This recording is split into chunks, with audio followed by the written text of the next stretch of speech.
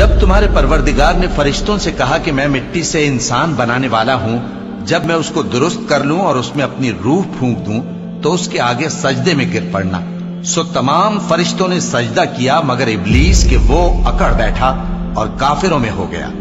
اللہ نے فرمایا کہ اے ابلیس، جس شخص کو میں نے اپنے ہاتھوں سے بنایا اس کے آگے سجدہ کرنے سے تجھے کس چیز نے منع کیا؟ کیا تو غرور میں آ گیا یا اونچے درجے والوں میں تھا؟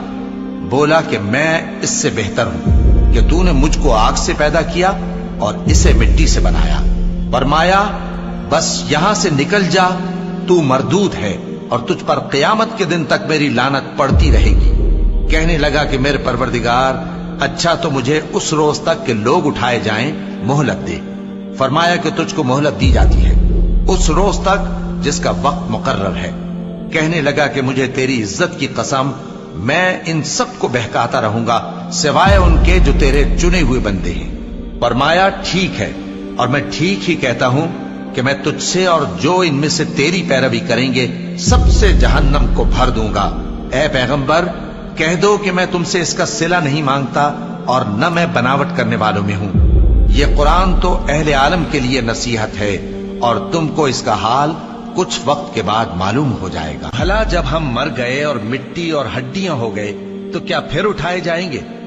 اور کیا ہمارے باپ دادا بھی جو پہلے ہو گزرے ہیں؟ کہہ دو کہ ہاں، اور تم لوگ ذلیل ہوگے۔ بس وہ تو ایک زور کی آواز ہوگی اور یہ اسی وقت دیکھنے لگیں گے اور کہیں گے ہائے کمبختی ہماری، یہی جزا کا دن ہے۔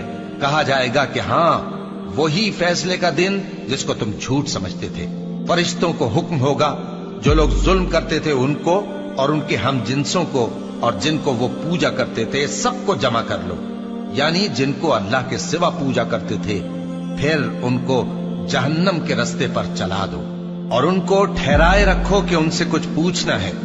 تم کو کیا ہوا کہ ایک دوسرے کی مدد نہیں کرتے؟ اصل بات یہ ہے کہ آج یہ لوگ اپنی غلطی تسلیم کر رہے ہیں اور وہ ایک دوسرے کی طرف رخ کر کے سوال و جواب کریں گے۔